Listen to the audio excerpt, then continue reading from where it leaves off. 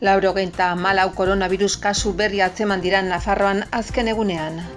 Astelehenetik aintzinera irekitzen ahalko dituzte ostatu jatetxetako barnealdeak Nafarroan. Txibite lehendakariaren iritziz autogobernurako mugarri historikoa da Nafarroak espetxe osasuna bere gain hartzea, 20 urtez eskumen berririk gabe egon ondoren. Gobernuak Europako 4.500.000 euro funts bideratu ditu mugikortasun elektrikoa bultzatzeko. Gobernuak nekazaritzarako laguntzak handitu ditu muga naturalak dituzten eremuetan. Nafarroko gobernuak LGTBI fobiaren aurkako 2021eko nazioarteko eguna dela eta adierazpen instituzionala onartu du. Lurralde kohesioak 5 milioi inbertituko ditu 10 errepideren zorua konpontzeko bere bide segurtasuna hobetzearren. Merkataritza eta turismo ministroak baieztatu du auto elektrikoen fabrikazioa hartuko duela Volkswagenek Landabengo lantegian. Nafarroko osasun profesionalen arreta eta lan baldintzak murriztu eta prekarizatzeko kudeaketa negargarri baten aintzinean erantzun bateratua emateko deia egin du. Lehen mailako arretaren alde 2 manifestazio antolatu dituzte aste hontarako Lizarran eta Iruñan. Aroztegiko proiektuaren ondorioz beren lurrak galdu eta kaltetuak izan diren herritarrei elkartasuna adierazi die Lekarozko herriak eta bide batez Nafarroko gobernuak pesisa bertan beiti uz dezan eta Baztandarron borondatea errespeta dezan eskatu dute.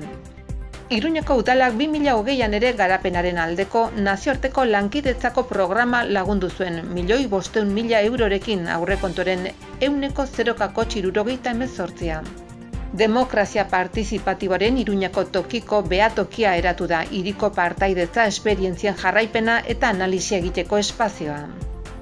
Bihotz taldeak norabide guztiak kontzertu eskainiko du ostiralean arratsaldeko 7:00 Santuzelaieko Zibiboxan.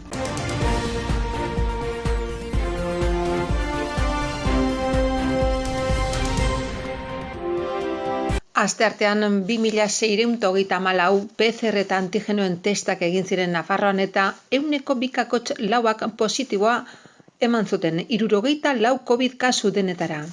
17 Iruñerrian, Etxarriaranaz eta Tuteran 5 kasu eman dira, Ansoain, Buñuel, Beriain, Lakuntza, Txantrea eta Iturraman 3 kasu.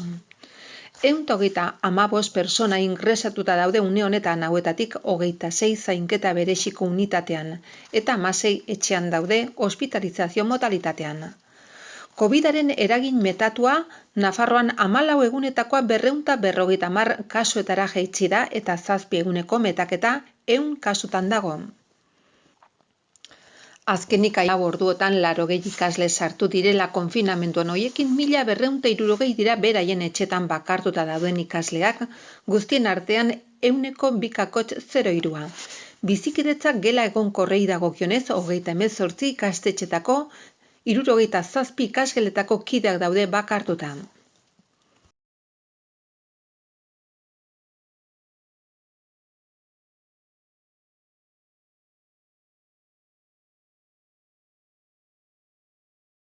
Nafarroko Justizia Auzitegi Nagusiak etxeratze aginduaren foru agindua bertan bera uztea erabaki du.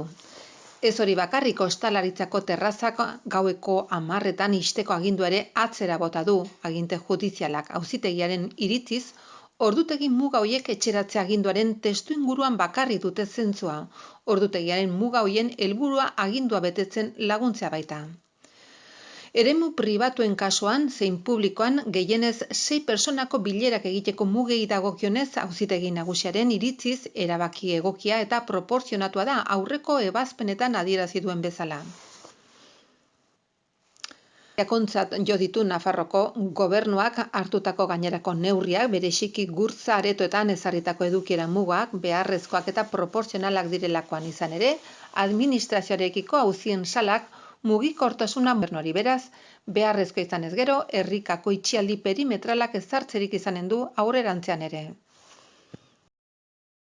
Itziar Gomez Landagarapeneko eta Ingurumeneko Kontseilariak informazio topaketa bat izan zuen atzo SACIR SLUk parke eolikoen proiektuen eraginpean dauden tokiko erakundekin, hoietako batzuk egindako eskaerari erantzunez. Nafarroko gobernuaren aldetik Itaskun Abril lurralde antolamenduko zuzendari nagusiak, Uxue Itoitz Industria 3 proiektu estrategikoen zuzendari nagusiak eta Pablo Muñoz ingurumeneko zuzendari nagusiak ere parte hartu dute.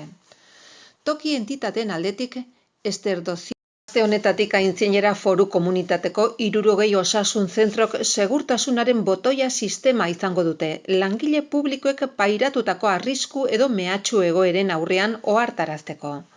Barne Ministerioak sustatutako sisteman Nafarroko gobernuaren 80 egoitzatan baino gehiagotan ezarri dute dagoeneko.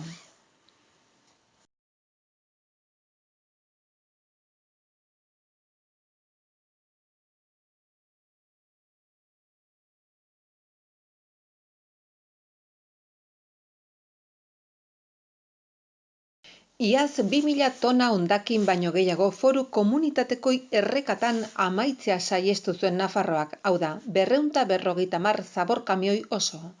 Hori izan da, hain zuzen ere, Europan Green Week delakoaren harira, Nafarroan antolatu diren ekitaldien barruan ezagutzera eman den datuetako bat. Ekitaldi horiek zero kutsadura kontzeptuaren inguruan ospatuko dute Europa Green Week hil honetan. Nafarroko lehendakaria Maria Txibitek inauguratu ditu Ubagoa ibaiko arroilarako zenbait bisita dibulgatzaile. Hortik ura ematen zaie Izarbe ibarko mankomunitateko, Gesalatzeko eta Jaitzeko 12.000 biztanle baino gehiagori. Topaketak hondakinen konsortzioak antolatu ditu Izarbe ibarko mankomunitatearekin elkarlanean eta hoien helburua da gizartea sentsibilizatzea gizakiaren jarduerak baliabide hidrikoak aldatzeko eta kutsatzeko duen gaitasunaren inguruan. Txibite lehendakariarekin batera izan dira Lurralde Kohesiorako kontseilaria eta Nafarroko lehendakaria Bernardo Ziriza, toki administrazio eta despopulazio zuzendari nagusia Jesus Mari Rodríguez, Nilsako kudeatzailea Fernando Mendoza, Deierriko alkatea Edorta Lezaun eta Errezu kontzejuko lehendakaria Alfredo Buldain. Izarbe ibarko mankomunitateko lehendakaria eta zuzendari idazkaria Sabina García eta Jaione Mariezkurrena, Jurramendiko mankomunitateko kudeatzailea. Nikolas Ulibarri eta Irantzuko lurren kudeatzailea Txaro Apestegia. Bizitan Maineruko emakumen elkarteak ere parte hartu du eta uraren ziklo naturala landu dute, Errezuko iturria zeharkatuz, hau da, kalitate eta purutasun bat da. Ziklo integrala Errezuko iturritik ura hartzen hasten da, ondoren Ziraukiko instalazioan ura edateko moduan jartzen da, udan Ziraukiko geltokiaren ondoan 150.000 metro kubikoko gaitasuneko erregulazio putzu bat dago, eta udan emari defizitak estaltzeko erabiltzen da. Giza konsumoa eta gero hondakinurak tokiko ara. Helburua ondoko hau da, naturala dela kausa, murrizpen naturalak dituzten lurraldetan bere sortzen diren zailtasun guztiak konpensatzea. Murrizpen naturalen barruan, mendialdeko hainbat zonalde zein halako ahuleziak aurkezten dituzten lurraldeak sartuko lirateke. Halaber, COVID-ak eragindako krisialdia dela eta gure nekazariak eta abiltzainen egoera arintzea da xedea. Oreka, kanalaren ixteak zuzenean eragiten baitio sektoreari. Lanbide heziketa etorkizunaren melodia da datorren ikasturtean lanbide heziketako zikloetan izena emateko aurkeztutako kanpainaren lema. Carlos Jimeno hezkuntzako kontseilariak eta Tomas Rodríguez Garraza lanbide heziketako zuzendari nagusiak aurkeztu dute kanpaina berria. Izen ematea heldu den astelenean maiatzak 17 hasiko da eta maiatzaren 26an amaitu. Jimeno kontseilariak azpimarratu du aurrekaririk gabeko lanbide heziketako eskaintza akademiko baten irekitasuna eta aniztasuna zeinek modalitate ezberdinen 24 unitate eransten dituen. Lanbide heziketa berezia, erdi mailak, goi mailak eta espezializazio ikastaroak. 980 plaza berrirekin edatuz, erdi mailako 12 ziklo berritan banatuta, zuzeneko 10 eta 2 online. Goi mailako 6 ziklo elebidun, goi mailako gradu bat eskaintza modularrean, 5 espezializaziorako ikastaro eta lanbide heziketa bereziko 2 unitate berako tokiona institutoan eta Azkoieneko Ribera de Larga zentroetan. Guztira, lanbide heziketako 5.525 ikasle berrirekin kontatuko da lehenengo mailan 17 gehiago, 139 titulazio ezberdinetarako aukerarekin. 2021-2022 ikasturterako inskripzioak Lanbide Heziketako ikaskuntza guztietako zikloetan arte plastikoen eta diseinuaren ikaskuntza artistikoak eta erregimen bereziko kirol arlokoa barne modu telematikoan bideratu ahal izango dira eta bestela zuzenean ikastetxe ezberdinetan maiatzaren 17tik 26ra. Eskari formularioan gehienez 6 aukera barne hartuko dira lehentasun urrenkeraren arabera adierazita. Jarraian, hilak 29 baino lehenago, prozesuan parte hartzen dela egiaztatu beharko da. Onartuak izan direnek, beren matrikula formalizatuko dute, uztailaren 19tik 22ra, irailaren 13an eta 14an plaza hutsak esleitzeko prozesua garatuko da. Era berean oinarrizko Lanbide Heziketako eta tailer profesionalen zikloetako onarpen epea ekainaren 2tik 11ra bitartean garatuko da. Lanbide Heziketa bereziko zikloetako ikasleen onarpen epeari dagokionez maiatzaren 10tik 21era bitarteko izaten ari da eta matrikula izapideak ekainaren 10tik 17ra egin ahal izango dira. Dagoeneko ikasketa hauek egiten Txibite lehendakaria Paulino Caballero kaleko 13. zenbakian kirolaren etxea zena kokatutako Euskara bidearen egoitza berrian izan da. Eta Ana Ollo herritarrekiko harremanetako kontseilaria eta Mikel Arregi Euskara bideko zuzendari nagusia izan ditu ondoan. 2020ko ekainan zerbitzu ezberdinak egoitza berrira eramaten hasi ziren eta era horretan kostuak eta espazioak optimizatu ahal izan ziren erabiltzaileei eta herritarrei oro har arreta hobea eskaintzeko. Euskaltegia Jose Maria Iribarren ikastetxe publikotik aldatu ziren bulego orokorrak Jangoaz eta Miranda kaletik eta itzulpen atala Eskiroz kaletik. 2020-2021 ikasturtean guztira 914 ikasle joaten dira Euskara bidera ikastaro presentzial eta erdi presentzialetan eta institutuan 78 pertsonak egiten dute lan. Euskara bideak hainbat zerbitzu ditu esate baterako programen zuzendaritza kudeatzailetza eta negoziatua administrazio kudeaketaz eta herritarri arreta emateaz arduratzen den unitatea da. Bestetik, administrazio publikoetan Euskara zerbitzuak hizkuntza planean garapena koordinatzen du lehentasunezko administrazio unitatetan Euskara eskakizuna duten plazak identifikatzeko aholkularitza ematen die departamentuei. Eta herri administrazioan zuten langilei euskarazko prestakuntza eskaintzen die. Euskararen liburutegi espezializatua du euskarazko argitalpenekin, euskarari buruzkoekin eta eduki soziolinguistikoekin eta Nafarroko liburutegien sarean sartua dago. Euskara bideak baita euskararen platzuak laguntza deialdiak kudeatzen ditu. Toki erakundeak, komunikabideak, irabazi asmorik gabeko erakundeak, sektore sozioekonomikoak eta lankidetza hitzarmenak ere bai topagunea, erabilera soziala, wikilarien elkartea, sareko edukiak, dindaia, aurren aizitela matikoa. Horren plan estrategikoa 2016-2019 aplikatzeaz eta euskararen bigarren plan estrategikoaren 2020-2027 proposamena egiteaz arduratzen da. Oro bat, Nafarroko hizkuntza politiken Iruñeko udalak obrak abiatuko ditu haur eta lehen hezkuntzako 6 ikastetxeetan ekainan ikasturtean bukatu eta gero. San Francisco eskolen gimnasio bat eraikiko da Hegoalde, Amaiur eta Sanduzelaien komunak berritu eta Iturraman eta Garzia Galdianon leihoak aldatuko dira. Tokiko gobernu batzarrak 3 kontratuaren esleipena onetsi du guztira ia 750.000 euro obra hoiek egiteko. Hoiek gehituko zaie pasaden astean San Juan de la Cadena ikastetxeko jantoki handitzeko kontratua. 186.327 euroan horrez guztira, 936 euroko inbertsioa egiten duen urtean jarduketa hoiek guztiak udan zehar eginen dira eta aurreikuspenen arabera lanak ia amaituta egonen dira helduden Nafarroko osasun plataformak nabarmendu duenez erreakzionatzeko unea da eta osasun arloko profesionalek eta herritarrek profesionalen arreta eta lan baldintzak murriztu eta prekarizatzeko kudeaketan negargarri baten aintzinean erantzun bateratu emateko deia egin du. 2 manifestazio antolatu dituzte aste hontarako, Lizarran eta Iruñan, lehen mailako arretaren alde. Lehenbizikoa ostiralean izanen da, maiatzak 14an arratsaldeko 8 Lizarrako udaletxetik aterako dena. Gizarte Segurantzako Institutu Nazionalaren lokalean lagapena aldarrikatuko du udalerriko osasun zentroko espazio arazoa konpontzeko. Bigarrena Iruñan izanen da larunbatean hilak 15 arratsaldeko 5:30 aterako dena Baluarte plazatik. Nafarroko Osasun Plataformak azpimarratu duenez, pandemiak herritarren osasunerako eskubideak gogor kolpatzen ari da, besteak beste aurrez aurreko arreta murriztu delako, edo lehen mailako arretan hitzordua lortzeko denbora gehiago behar delako. Nafarroko Udal eta Kontzejoen Federazioaren batzorde exekutiboak erabaki du idazketa berria ematea Nafarroko gobernuak koronavirus pandemiaren testuinguruan heldu den udan egingo diren herriko jaiei eta kultura eta aisialdi jarduerei buruz bidali zion akordioaren zirriborroari.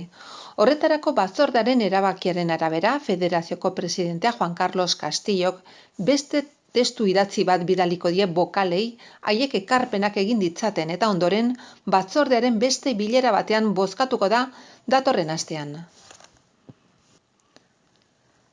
Argi utzi nahi izan du Federazioak herriko jaiak ez ospatzeko proposamena gomendio bat dela eta puntu ezabatu nahi ditu, batetik kaleko zezen ikuskizunei buruzkoa eta bestetik feriatzaileen puzgarrien edo baliokideen jarduerei buruzkoa uztailaren batetik aintzinera.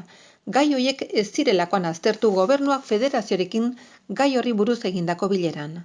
Federazioak ulertzen du jarduera horiek jasota daudela jada udalek programatutako beste jarduera kultural, aisialdiko edo denbora libreko batzuk izeneko atalean. Horretarako honako hau ezartzen du. Osasun publikoren arloko jarraibide eta edo konbendio zehatzi jarraituko diete bai eta hala badagokio Nafarroko gobernuak jarduera horietarako eskatzen duen araudiari ere, eta horiek ere epearen barruan eta behar bezala helaraziko dira.